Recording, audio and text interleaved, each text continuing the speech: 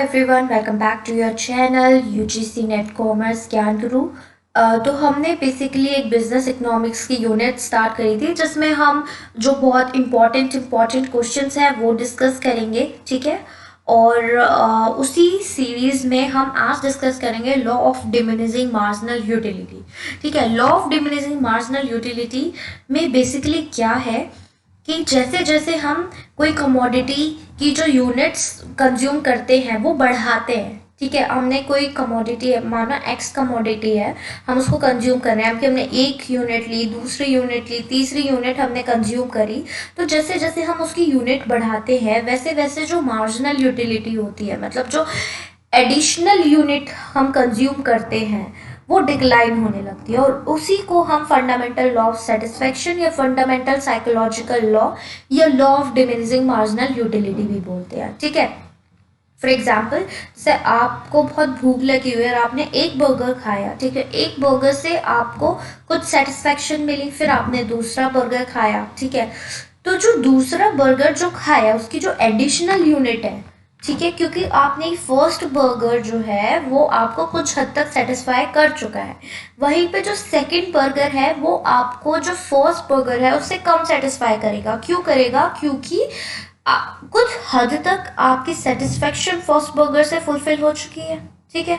तो जितनी भूख आपको फर्स्ट बर्गर के टाइम लग रही थी उतने सेकंड बर्गर के खाने में आपको इतना मज़ा नहीं आएगा, क्योंकि फर्स्ट बर्गर से आपको ज़्यादा सेटिस्फेक्शन मिली है comparative to the second burger, ठीक है। क्योंकि आप कुछ हद तक सेटिस्फाई हो चुके हो तो उसकी जो एडिशनल यूनिट है ना वो डिक्लाइन होती रहती है। उसी को हम fundamental law of satisfaction, psychological law और law of diminishing marginal utility बोलते हैं। इसकी बेसिक जो अजम्पशन होती है, जैसे एक स्टैंडर्ड यूनिट ऑफ कमोडिटी हम कंज्यूम करते हैं। For example, a cup of T, not a spoon of T. हम एक कप ऑफ टी की बात करेंगे, स्पून ऑफ टी की नहीं, एक स्टैंडर्ड यूनिट कमोडिटी हम कंज्यूम करेंगे, ठीक है। इसकी अजम्पशन यही है, अदरवाइज ये फिट नहीं बैठेगा। ये जो law of diminishing marginal utility fit नहीं बैठेगा based on the two assumption.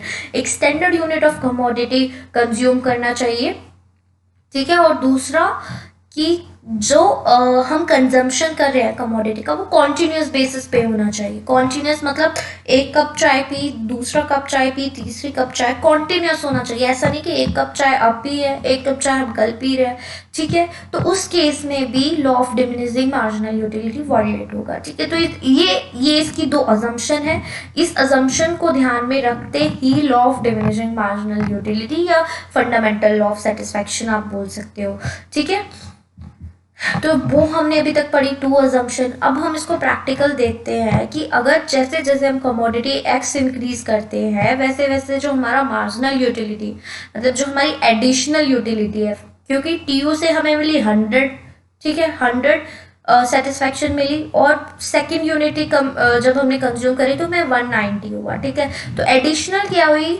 190 minus 100, तो 90 एडिशनल हुई। तो आप देख सकते हैं कि जो सेटिस्फैक्शन हमें एडिशनल यूनिट, जो हमें सेटिस्फैक्शन फर्स्ट कमोडिटी से मिली, मतलब first unit of commodity x से मिली, वो जब हमने सेकंड कमोडिटी, जब हमने सेकंड यूनिट कंज्यूम करी तो वो डिक्लाइन हो रही है। वो डिक्लाइन क्यों हो रही है? क्योंकि हमें जो फर्स्ट यूनिट है वो कुछ हद तक सेटिस्फाई कर चुकी है, ठीक है। फिर सेकंड और फर्स्ट यूनिट हमें कुछ हद तक सेटिस्फाई कर चुकी है, तो ये डिक्लाइन है, कॉन्टिन्यूस डिक्लाइन हो रहा है। जैसे जैसे कमोडिटी या यूनिट्स ऑफ कमोडिटी इंक्रीज होगी वैसे वैसे जो एडिशनल यूनिट है वो डिक्लाइन होगी, और यही law of diminishing marginal utility बोलता है, ठीक है। तो इससे रिलेटेड अगर आपको कोई क्वेश्चन हो तो please comment me in the comment box, and if you like this video please like, share and subscribe my channel for such important and relevant topics जो एग्ज़ाम के पॉइंट ऑफ व्यू से बहुत ही important है।